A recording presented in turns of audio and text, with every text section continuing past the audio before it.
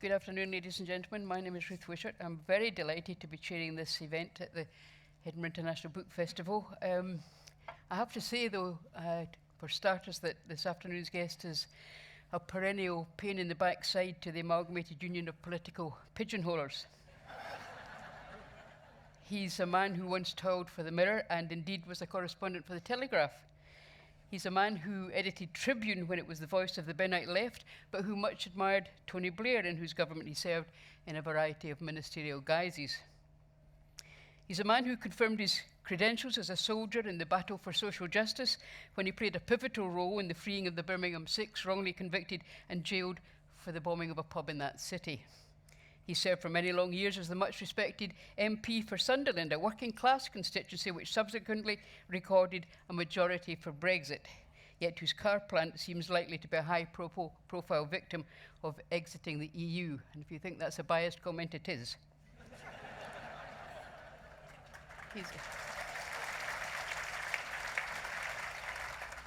He's an accomplished diarist, of course, whose account of the life and times of the People's Party following the untimely loss of John Smith is required reading for anyone who thinks political memoirs should remember to have a sense of humour. One of his ventures into novel writing was the much acclaimed A Very British Coup, which recounted how a left-wing government was sabotaged by the UK establishment. It may yet prove his most prescient work. But these many years later, he's penned a sequel. The Friends of Harry Perkins is a novel which touches on many of the most vexed issues of today and does so through a touching exploration of the family tensions following a rise to the very top of the greasy pole. Please welcome Chris Mullin.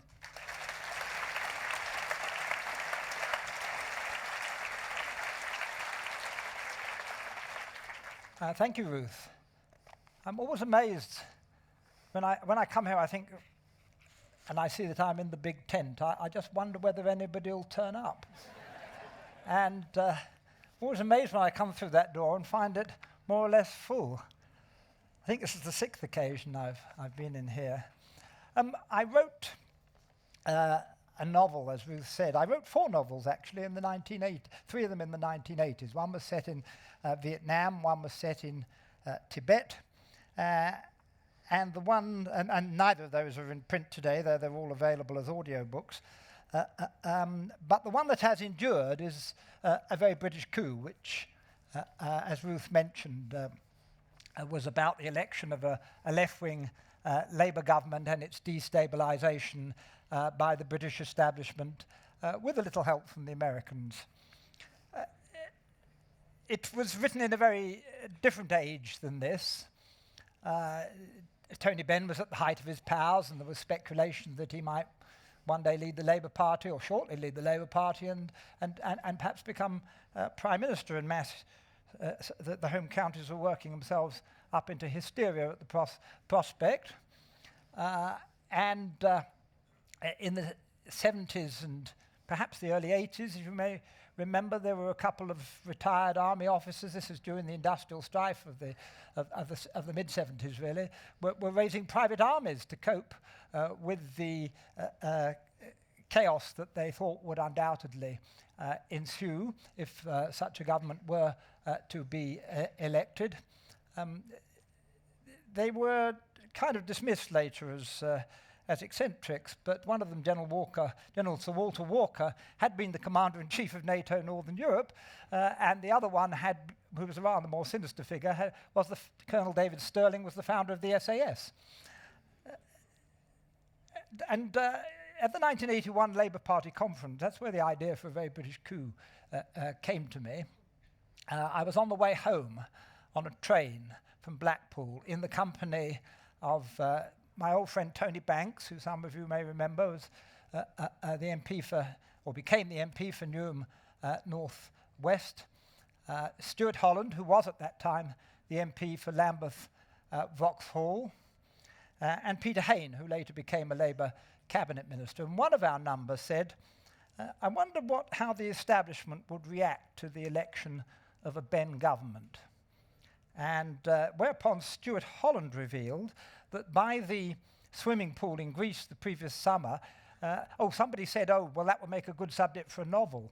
And at that point, Stuart Holland revealed that by the swimming pool in Greece the previous summer, he tapped out 4 chapters of exactly such a novel. And then Peter Haynes said, well, he and a friend had just circulated to a number of publishers a plan for a novel along those lines. I thought, blimey, I better get on with this. Actually, it was worse than that. Years later, I was giving a talk to a book club in Ipswich, and there was a man at the back, most of you won't remember, but he was a household name in his day. His name was Peter Hardiman Scott, and he'd been the chief political correspondent of the BBC, the Nick Robinson or Laura Kuenssberg of his day. Afterwards he came up to me and he said, well, when your novel was published, because in retirement he'd been writing novels, when your novel was published back in 1982, I was 2/3 of the way through a novel on exactly that theme. So I was very lucky because nobody had ever heard of me, and they'd certainly heard of him at that time. And so it would have been mine that never saw the light of day.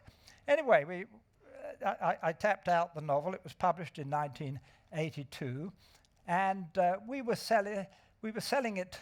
I used to work for a little left-wing publication called Tribune, the one that George Orwell was once the literary editor of.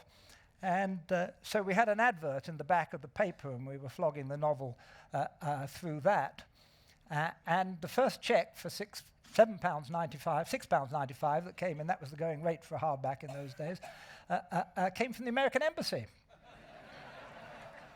And so we packed it up and sent it off and waited to see what would happen.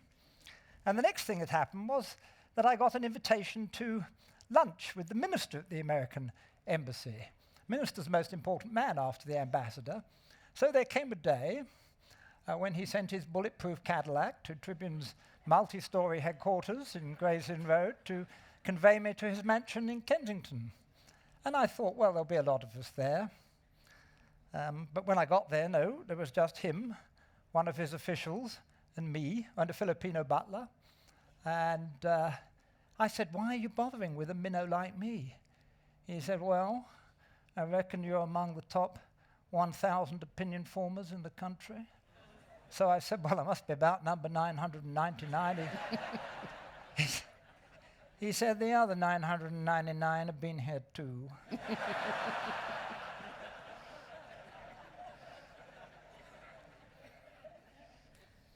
Anyway, what gave A Very British Coup? And you may have seen the headline. The phrase has now sort of entered the English language.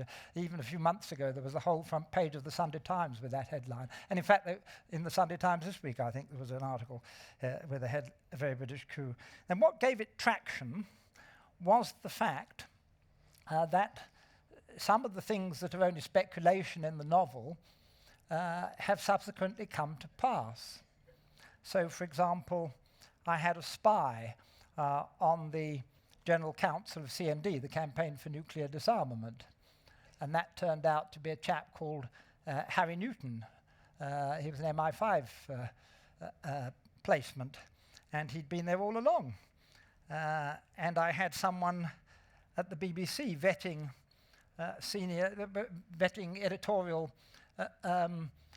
staff, weeding out those who were deemed ideologically unsound.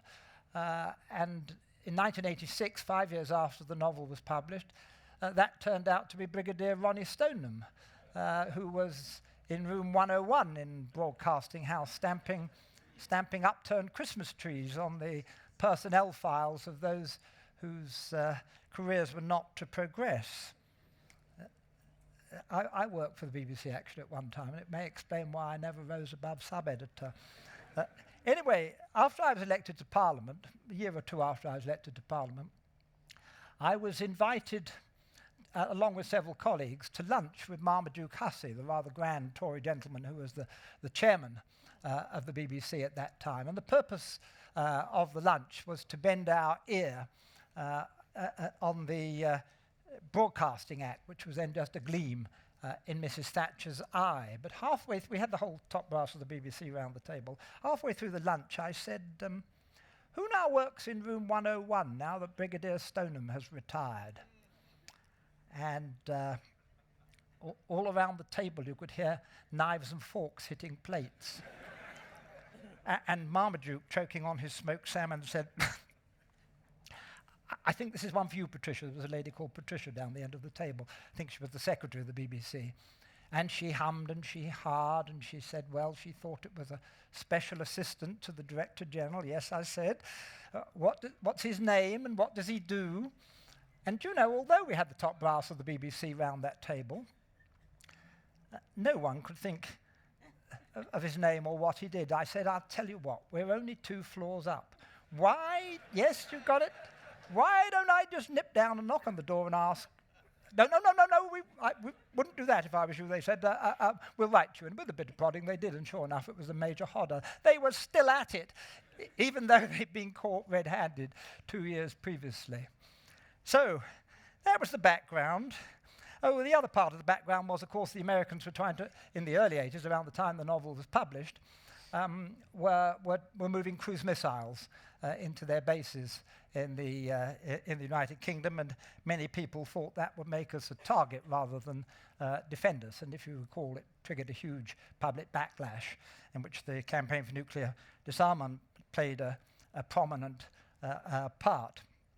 So, and then in 1988 there was a television series made of the book in which a wonderful Irish actor, who you may recall, called Ray McAnally, brought to life the part of Harry Perkins, my Prime Minister. My Prime Minister was a Sheffield steelworker called Harry Perkins, and I made him as different as possible from Tony Benn. It was wonderfully brought to light by Ray McAnally. The television version, actually, I think it's Channel 4's most successful ever television series. It won 4 BAFTAs and an Emmy in America. And so that sort of, all that kept the book alive. And then, since then, of course, the rise of Jeremy Corbyn has given it new life. Thank you, Jeremy. It's been, well, since I retired in 2010, it's been reprinted at least 10 times. And several of them since Jeremy was elected. There was a boost at that point, funnily enough. I've now written the sequel. After the lapse of a mere 37 years, I've got round to producing a sequel. And it starts with the funeral of Harry Perkins. I'll give you the first line for free. Harry Perkins was buried on the day that America declared war on China. Now you can see that's got certain possibilities, hasn't it? Yes, yes.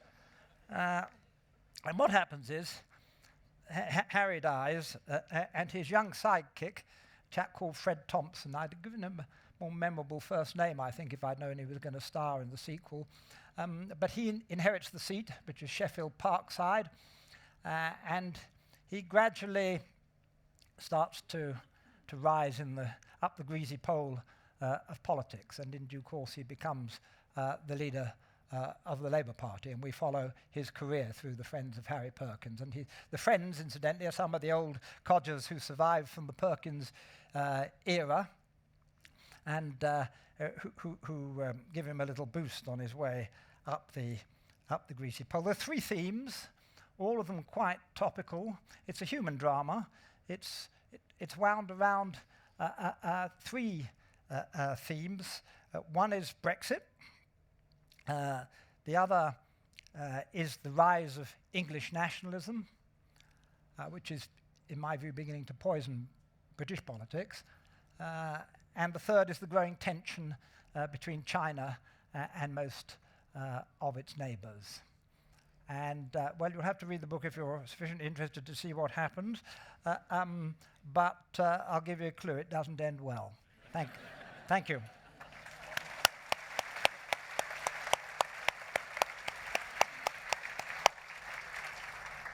I think that's the most shameless pre-interview plug for a book I've ever heard. Oh, I've done some fairly shameless ones in the past, Ruth.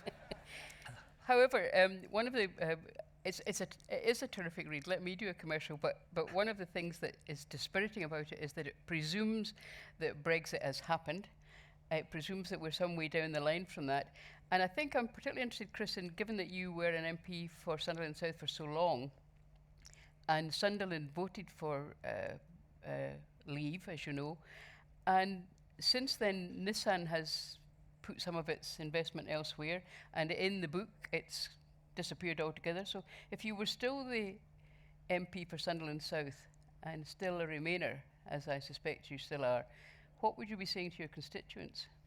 Well, I think I'd be honest with them if I was running in the next election. I'd say that I don't believe this is in the interests of Sunderland. I mean, Sunderland is the city, as you mentioned, that has the Nissan car plant, which has transformed, I might say. Sunderland was in a very bad place when I went there in the mid-1980s. All the traditional industries had collapsed: coal, shipbuilding, large swathes of engineering. And then along came Nissan, and it now employs directly and indirectly about 20,000 people. It's a big, big issue in Sunderland. And so I'd say to them, frankly, and Nissan came here to get inside the EU. That's why they're here. I'd say to them, I don't believe this is in the interests of Sunderland. My view, and therefore I think we should remain in the EU. And if you think that Brexit is more important than the health service, the economy in general, and all the other things that people care about, education and social welfare and so forth. If you think all those things are trumped by Brexit, then find someone else to vote for. Which would have been a reasonably high-risk strategy. Would have been, yes. Just as well I retired, I think, isn't it? I was going to say, happily, it isn't an issue anymore. It's the whole book is full of insider throwaway lines that could only have come from somebody who'd been embedded with the People's Party for as long as you were. And there's a redoubtable character in it called Mrs. Cook, one of the friends of Harry Perkins, who features largely with his successor. And she says, memorably, to the young candidate, she said, "What you've got to remember is that the working class are terribly conservative, especially about race and immigration and Brexit. It's just that they seem to vote Labour." Discuss. That was said to me by a rather grand figure who's now in the Lords, actually, but came from a very humble background. And what he said to me, he said, "Now, what you left-wingers don't understand, Chris, is that the working classes are really very conservative on the things you've just mentioned: immigration, the bomb, race, you name it. It's just that they happen to vote Labour." And that's a rather profound thought. How accurate when I thought about it. Oh, my Lord, it is accurate, yes. I mean, there were days when even the management committee of my Labour Party was like a Sun Readers' convention. I remember William Rees-Mogg, who was the former editor of The Times, father of Jacob, was the Tory candidate for Chesterley Street, one of the safest Labour seats in the country, in 1951. And he was duly defeated by about 30,000 votes. But he said afterwards that he'd met some of the most right-wing people he'd ever met in his life. Well, I should say, perhaps with reference to The Sun, ladies and gentlemen, that they once published a list of Labour's top loonies, but regrettably our guest only made number 8. I was number 8, yes. I went up the pecking order, though, as the years went on. Yes, well, quite. Yeah. I was serious about that. You said, that chap said to you, for a left-winger such as yourself, but it's not easy, as I said at the beginning of my introduction, it's not easy to pigeonhole you in any particular part of the political spectrum. I mean, where would you put yourself in today's Labour Party? Well, I certainly came from the left of the Labour Party, and I haven't really changed my view on key issues. I'm still a member of CND, for example. I don't... But what I have noticed over the years, and having to get elected is a great discipline, what I have noticed over the years is that in this country, you can't win a general election, a political party can't hope to win a general election without taking with you a fair swathe of the middle ground. That doesn't mean you have to pander to every last Daily Mail reader, you don't. But you have got to take with you a portion of the middle ground if you're serious about power. And do you think that Mr. Corbyn is ever going to pander to the middle ground? Well, I think if he were going to, he would have done by now. I mean, That's a no then. what he did seem to mobilise very effectively was the youth vote. And whether that's still the case, I don't know, but it was certainly the case at the last Well, election. anecdotally, we're told that the youth vote is hemorrhaging because the youth vote is predominantly Remain, and they're disappointed at the Labour Party's obfuscation on that matter. Yes, I think that's very possible. Does that depress you in any way? Well, I would have handled Brexit differently if I've been in charge, but by some inexplicable oversight, I'm You not weren't, in charge. I know. So, Well, it's just, I mean, I don't understand that for a moment. why I'm not in charge? I do. I don't know how across you are, but if we could just move to some of Mr. Corbyn's current acolytes. But John McDonnell, sometimes described in some of the Tory press as Mr. Corbyn's brain. John McDonnell was up here last week and he was interviewed, and he said categorically that he would not, the Labour Party would not bar a second independent referendum if that was the wish of the Scottish people and the Scottish Parliament. Which might have been a fine and dandy thing to say were it not diametrically opposed to what the Scottish leader of the Labour Party had most recently said. Do you think that was deliberate? I think this is private grief on which I shouldn't intrude. I think you're here to intrude in exactly that kind of... Okay. Well, it looks clumsy, doesn't it? Just a little. I mean, the sentiment, I think, is not necessarily the wrong one, but they should have sorted it out between themselves before they decided what line he was going to pursue. He has rather undermined the existing leader of the Labour Party in Scotland, I think, hasn't he? He certainly has, yes. But we'll move quickly along then to other figures in the Corbyn world. It's also said that Mr. Corbyn is, to put it no higher, considerably influenced by the Praetorian Guard in the leader's office. Do you have any views on that? It's possible, but the only one I have ever come across is Seamus Milner. Late of the Guard. And he is said to be influential, yes. There's another fairly scary woman who's said to be the gatekeeper, yes. But I don't know. I don't know her at all. Let me say about Jeremy, incidentally. Jeremy, I don't really buy much of the stuff that's been thrown at Jeremy. I do accept that I'm not a Corbynista. He wasn't my choice for leader. But I don't... I mean, we've had everything conceivable thrown at him. We've had Corbyn, the Russian agent, or was it the Czech agent? Or I think it was both, actually, wasn't it?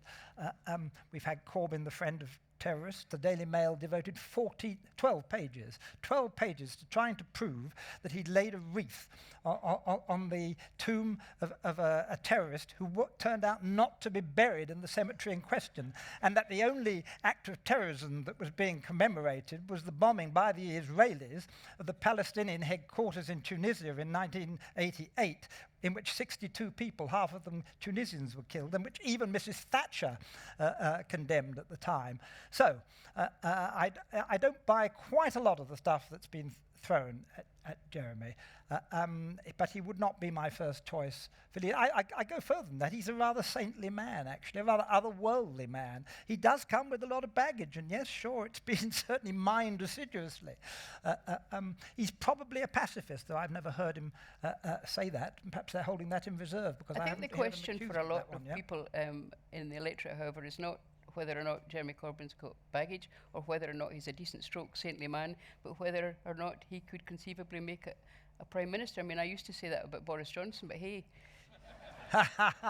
Yeah, well, there you go. I mean, and I guess probably both of us were wrong about the outcome of the last election, weren't we? I thought only the scale of the slaughter remained to be determined, and that proved not to be the case, really.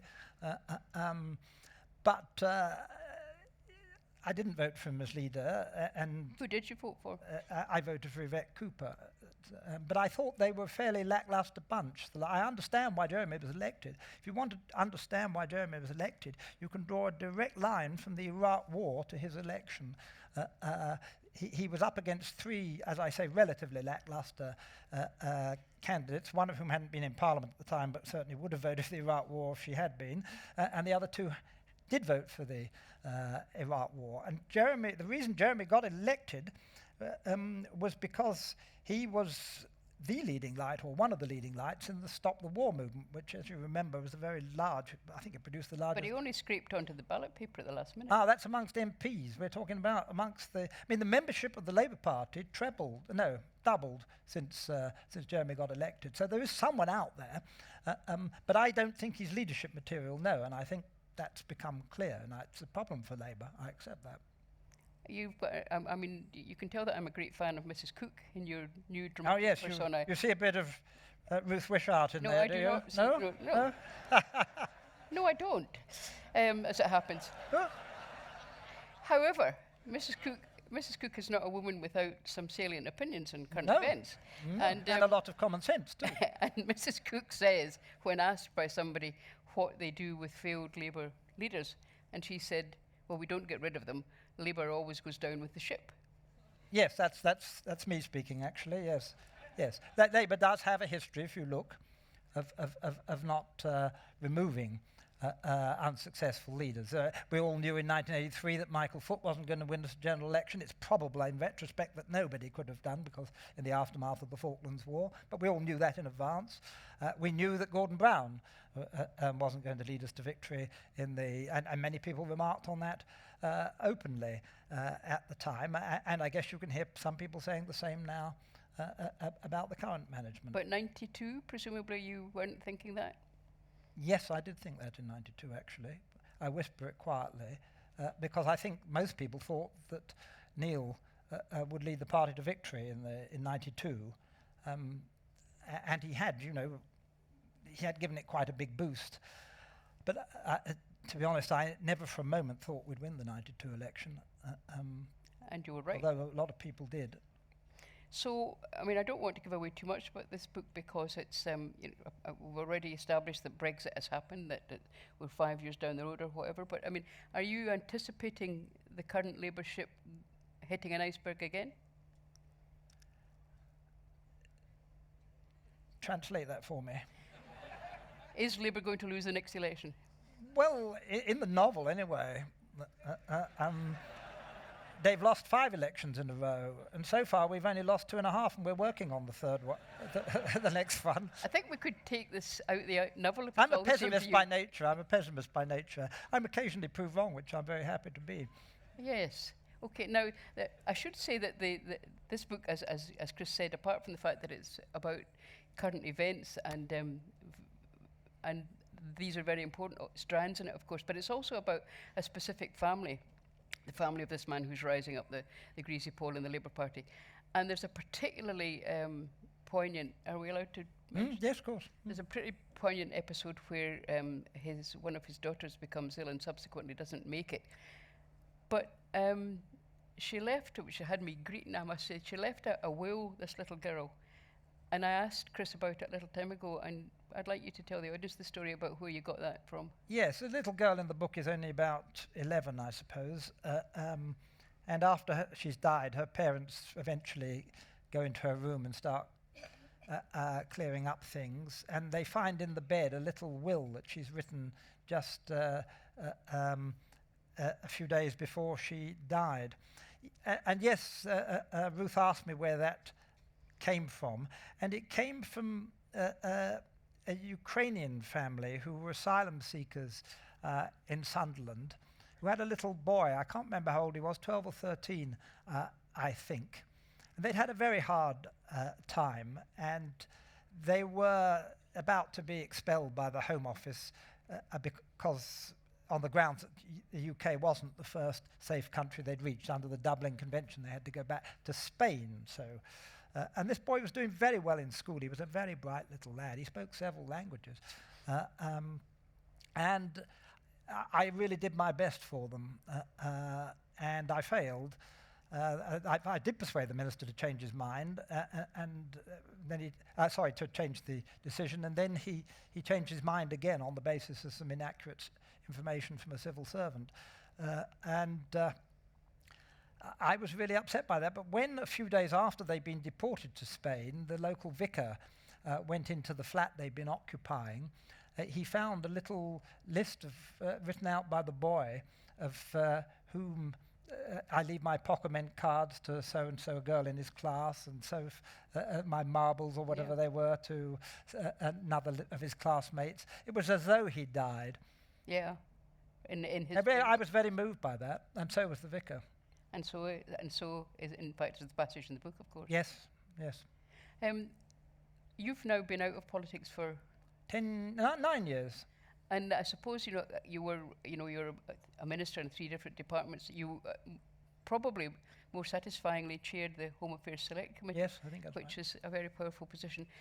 Given that you're now wandering about your own walled garden rather than doing that and going around book festivals, is there anything you really miss about the cut and thrust of the Commons?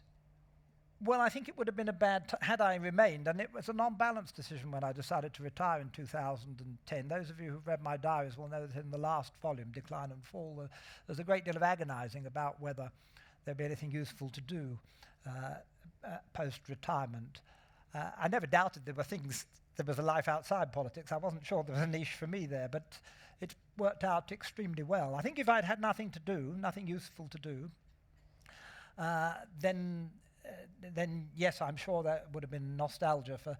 But my dread was I knew that in 2010 that in political terms I was past my sell-by date, and so one was faced with the possibility of hanging around the tea room for another 5 years, trying to impress those who came afterwards with tales of triumphs past. And I thought, no, that's not for me, and so I went. And fortunately, I think what saved me was the diaries. They generated a small industry. So I spent a lot of time servicing that. And then I chaired the Heritage Lottery Fund. I was a Booker Prize judge. I've done all sorts of things since then. I'm currently amongst other things, on the board of the Northumberland National Park, which I live in Northumberland. So. And I gather that the diaries have got some life in them yet? Well, yes, I think there'll be a 4th volume. When I stopped keeping a diary when I retired, thinking that life wouldn't be sufficiently interesting, but after a while I realized it was, and so I went back to it, and there'll be a 4th volume. I hope. I mean, it depends whether anybody wants to publish it. I'll give you the title though, because I was going round the House of Commons. I do go down there from time to time and look up old friends. And a former colleague of mine came up to me, and he looked at me over the top of his glasses like this, and he said, "Didn't you used to be Chris Mullin?" And I thought, thank you, that'll do. That's the title for volume 4. So if it ever sees the light of day, that's what it'll be called. I'm sure it will. Now, before I open this up to the audience, we've talked a lot about the Labour Party for all the obvious reasons. So I think it's only fair to ask you what you think of the current government. The current management, well, they've got us. If a Labour government had got us into No. No. Wait till I get to the end of the sentence. This isn't the Today programme. If a Labour government had got us into this mess, they'd have been murdered for it.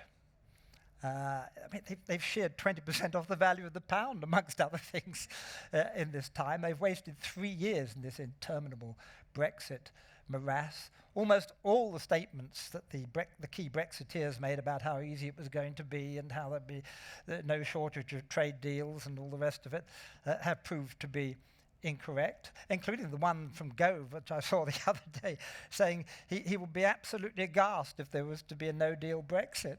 Well, here we are.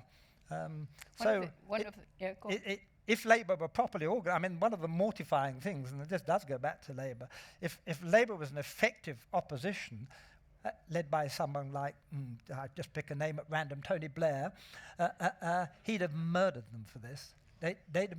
Labour would have been 20 points ahead in the polls. It's an extraordinary mess the current management have got us into, and they may. And this is what upsets me greatly: is they may well get away with it. There will be an election in the next few months, and if they manage to get it right, and before the consequences start to kick in, and I'm not one of those who believes there'll be some great catastrophe. Incidentally, I think there's a. I don't believe there'll be some great Armageddon. I think it'll be a long, slow decline into insularity and irrelevance. That's where we're headed, and we're already well down that path. Foreigners of all nationalities, not just European ones, shake their head in bewilderment at what we are doing. One of the most frustrating things about interviewing you is that you're always sitting on the fence.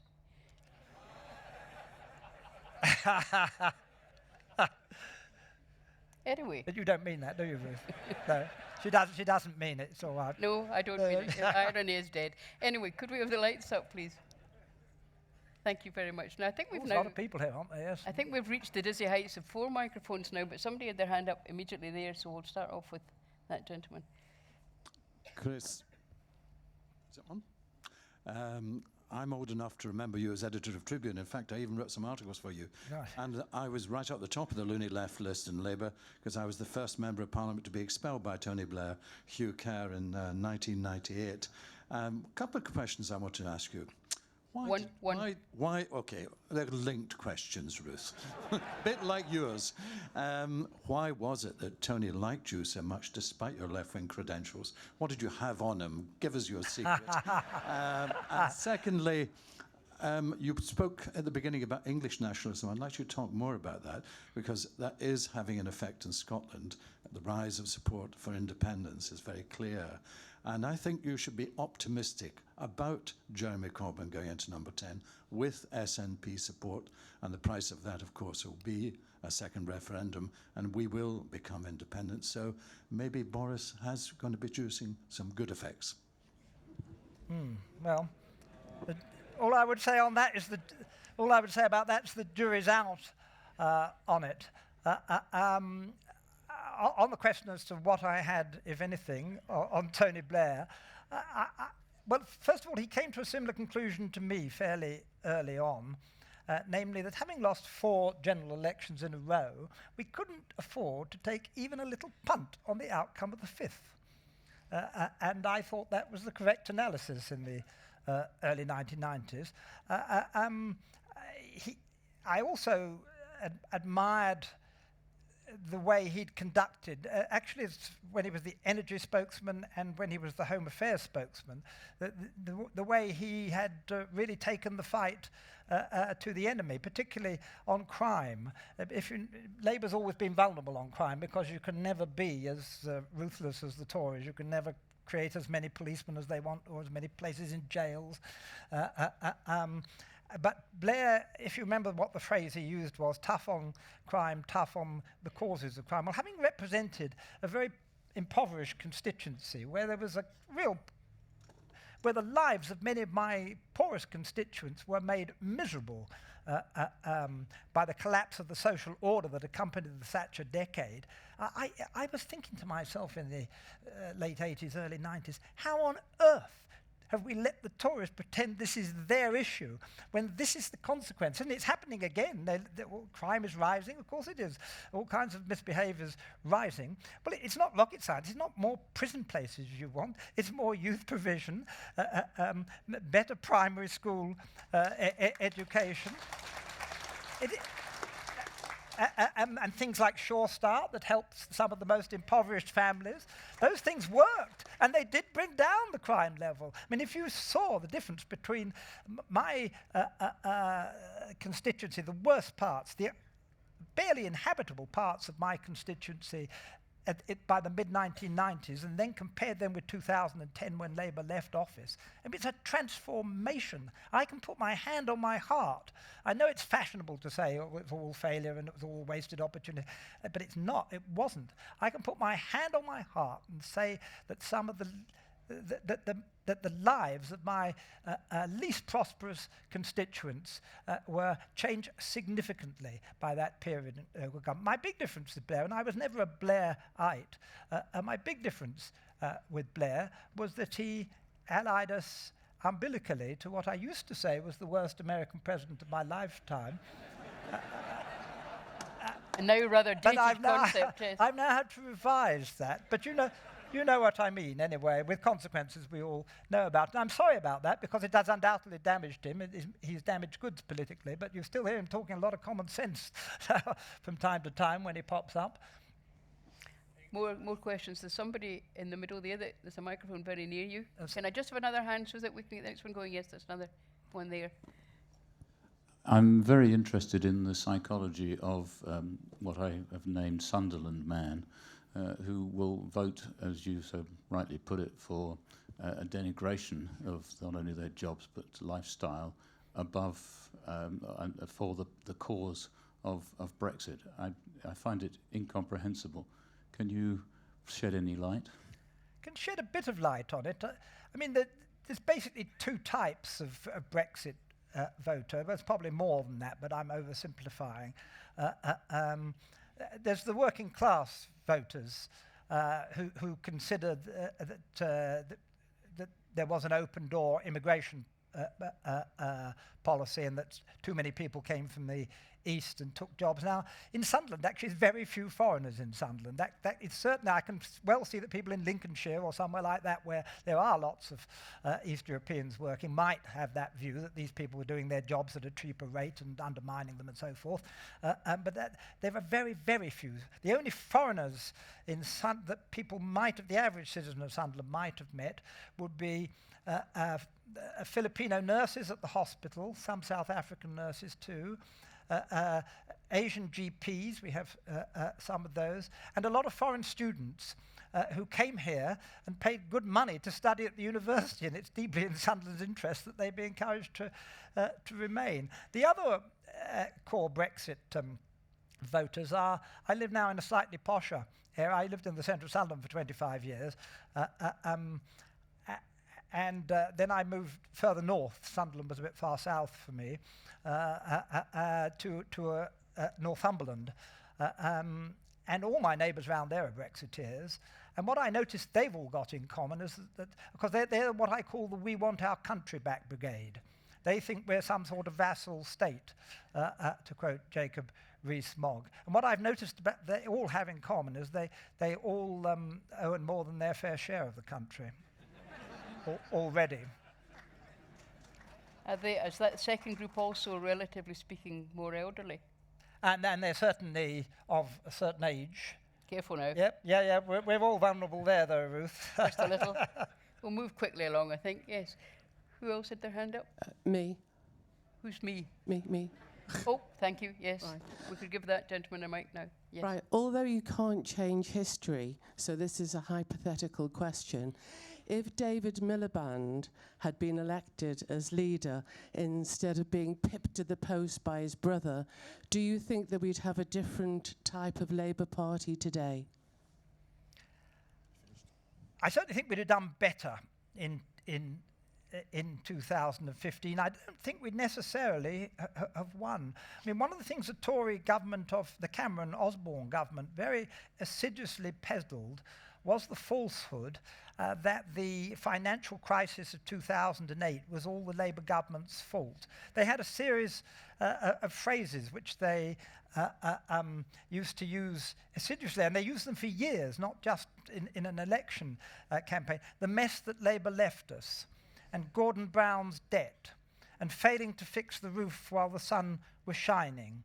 They must have sat down with PR men and dreamed up these phrases, and then with military discipline, they repeated them for the next 5 years. And that did kind of sink into the national consciousness, or at least enough of it, I think. And what was particularly damaging was that Ed Miliband never rebutted it. Never. I never heard. It would have been difficult to rebut, given this other side was by now the government, and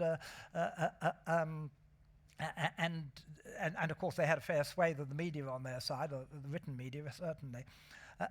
But I was always surprised that Ed, who was very bright, never fought back about that. I mean, the crisis, as we all know, started in the American mortgage market. It had nothing to do with, or very little to do with, and if you wanted to look at Mrs. Thatcher's Big Bang, if you were tracing things backwards, that might have been relevant too. But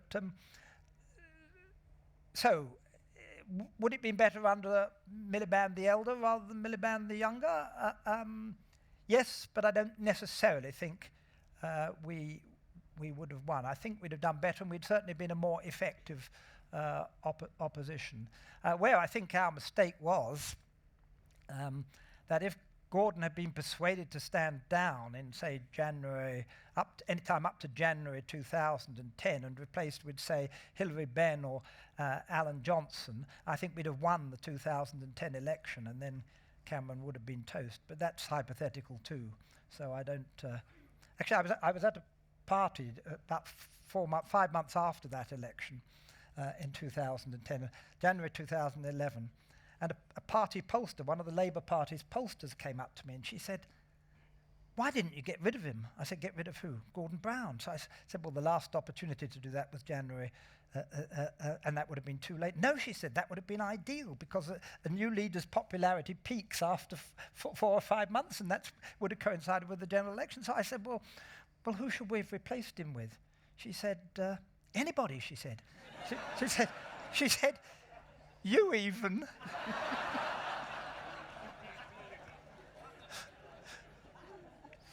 I'm just worried about that, and I'm just thinking about Boris and honeymoons and whatnot, but never mind.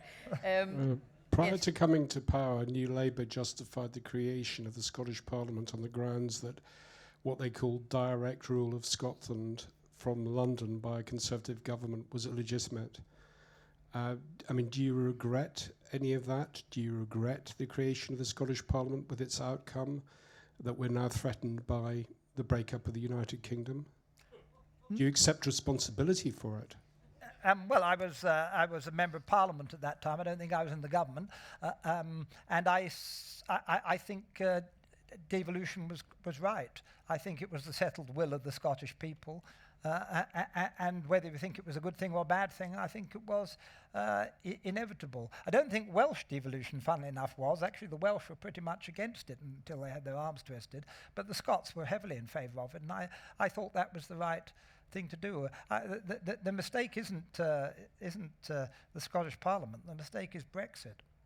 That's if the United Kingdom breaks up, it won't be because of the Scottish Parliament. It'll be because of Brexit. There's a lady here looking for the mic. Any more hands up over there while we're... I'm certainly with you on that one. I wanted to ask you if you could extract the English nationalism a bit, because as a Labour Party member who's voted all my life, I'm seriously thinking of voting for the SNP because of Brexit and because of what I see as an added trend of English nationalism which is dominating the agenda.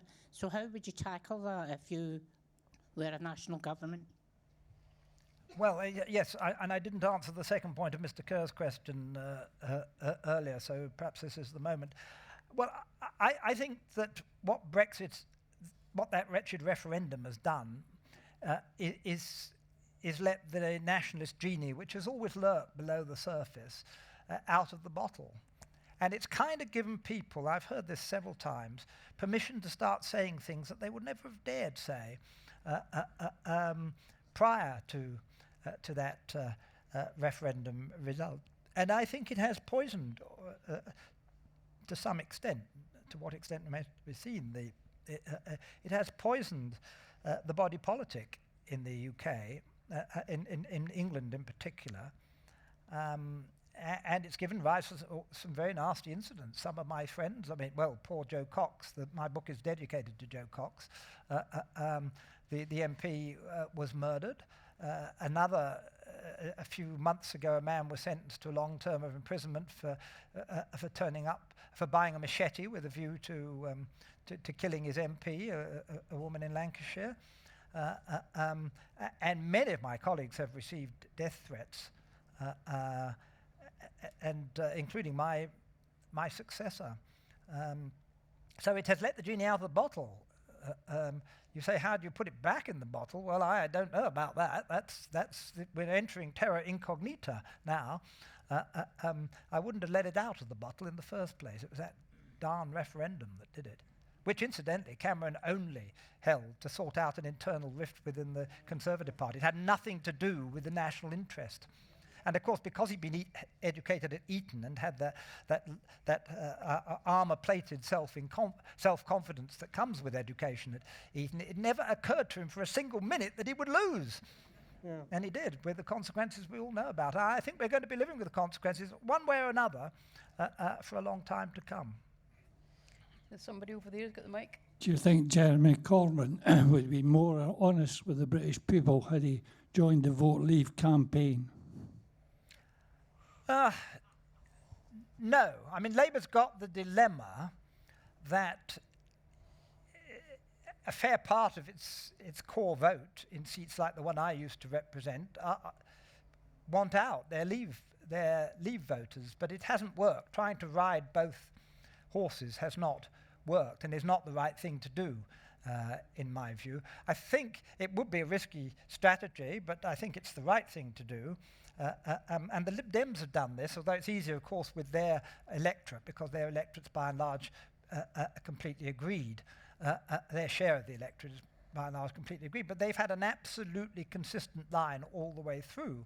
I think if Labour had done that, they'd have taken some of those Lib Dem votes, and they'd also taken a lot of middle ground votes. Whether that would have compensated for the loss of some of the working class seats, I don't know. Anyway, that's all history now. Blood under the bridge, yes.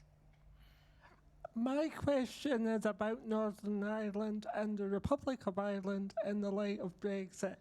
Do you think a united Ireland is likely given the backstop? And with comment coming from the DUP, particularly from their leader, that she'll have to leave Northern Ireland and live in England if the people of Ireland should vote for a united Ireland, my fear is that if Ireland doesn't unite, we will have another front at which conflict is around us, and that the Irish people might not find an easy route back to peace.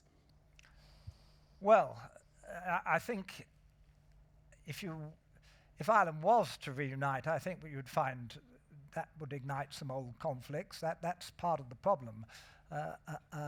Under the Good Friday Agreement, it can only happen if there's a majority in favour, and I'm not sure whether there are. Incidentally, I do the occasional literary festival in Ireland, and it seems to me not all the people in the Republic of Ireland are that keen to have to take responsibility for Northern Ireland, which of course comes with its own problems. So I think be careful what you wish for would be my advice. I'm going to stop there, Chris, because there's two women there that both had their hands up for a while. So we're going to take two questions very quickly, and they have to be very short questions, please, because we're almost out of time. Hello, do you think the British establishment really could overthrow the government? And if so, could they do it before the 31st of October?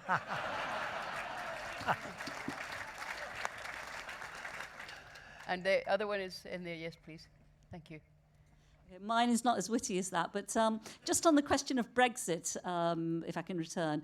I accept everything that you're saying about Corbyn and the current state of the Labour Party, but would you like to comment on the history of the question of the EU? Because at the time that you were in Tribune, it was the left inside the Labour Party that was historically opposed to the EU on the basis of lack of democracy, etc. Okay, I'm going to stop there, otherwise we're all going to get thrown out. Yes, on the EU, I think it's quite easy to explain the sort of volte-face that's taken place, because the Tories were quite keen on the EU when they thought it was all about markets and free movement of capital and all the rest of it, and Labour was against it for exactly the same reason. They thought it was all about markets and the free movement of capital. And but then in the 80s, when Jacques Delors became president of the EU, he introduced a large social element into it, and also, of course, extended the remit of the EU, and that put off the Tories, and it began to attract Labour. So I think, in a nutshell, there's not time to go into more detail, that explains, and it's quite a logical trajectory, how those positions have reversed. And in a nutshell, are the establishment going to overthrow the government before? No, I don't think they could these days. In the old days, they might have done. But I think MI5 has got better things to do these days. Plus, they've been cleaned up. A Tory Home Secretary whispered in my ear years ago, after the Peter Wright business in the late 1980s, that we've cleared out a lot of dead wood. And so they had. Can I finish on a light note? Please do. Because we get a bit heavy at some of these. You know how politicians, when they go into a bookshop, like to well, they go straight to the if they pick up the political books and they go straight to the index and see whether their name is there. I do it myself, so well, Paddy Ashdown once signed a book for one of his former colleagues, Don Foster, and Don went home, and of course, as soon as he got it signed, he opened the index and ran his name down to Foster. And Paddy had written in the margin, "Hi Don, I thought you'd look here first."